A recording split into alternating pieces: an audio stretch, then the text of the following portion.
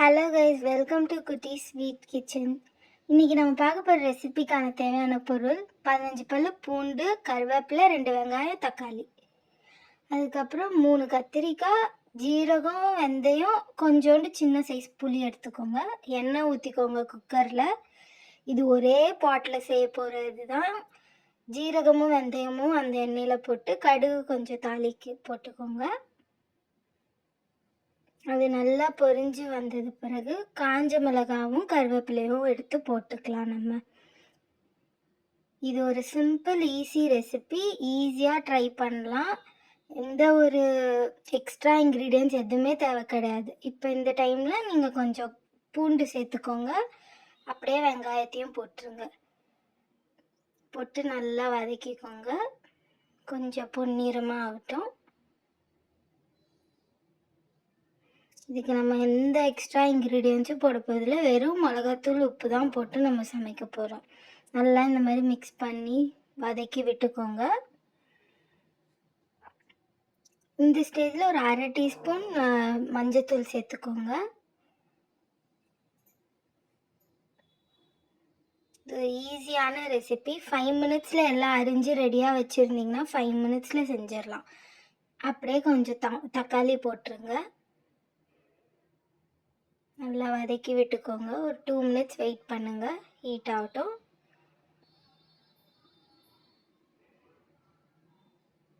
கொஞ்ச நேரம் கழித்து உப்பு சேர்த்துக்கோங்க. தேவையான அளவு உப்பு போட்டுட்டு வதக்கி விட்டுருங்க. அப்படியே அந்த ஸ்டேஜில் அரிஞ்சு வச்ச கத்திரிக்காவை இதில் ஆட் பண்ணிவிடுங்க. நல்லா வாஷ் பண்ணிவிட்டு ஆட் பண்ணிவிடுங்க. அவ்வளோதான். கொஞ்சம் வதக்கி விட்டுக்கோங்க. இந்த ஸ்டேஜில் கொஞ்ச நேரம் கழித்து நீங்கள் ஊற வச்ச புளி அந்த குட்டி சைஸ் புளி ஊற வச்சுருங்க ஒரு 10 மினிட்ஸ். அதை கரைச்சி அதை ஊற்றிடலாம். அதுக்கு முன்னாடி 1/2 டீஸ்பூன் மிளகாத்தூள் போட்டு வதக்கி விட்டுருங்க.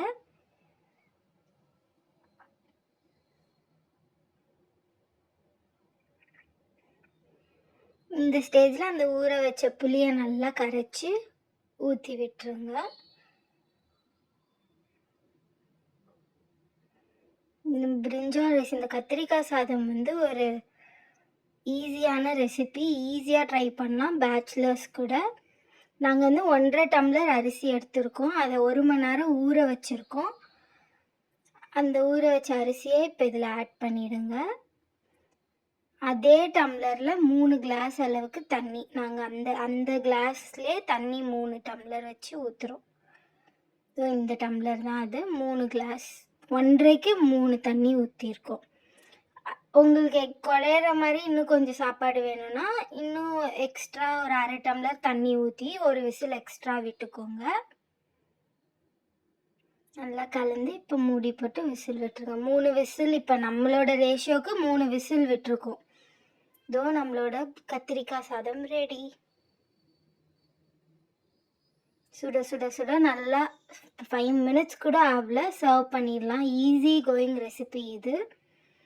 வீட்டில் ட்ரை பண்ணி பார்த்துட்டு உங்கள் கமெண்ட்ஸை சொல்லுங்கள். பிடிச்சிருந்தா லைக் பண்ணி சப்ஸ்கிரைப் பண்ணி நீங்கள் செஞ்சு பார்த்துட்டு உங்கள் ரிவ்யூஸை கொடுங்க. தேங்க்யூ.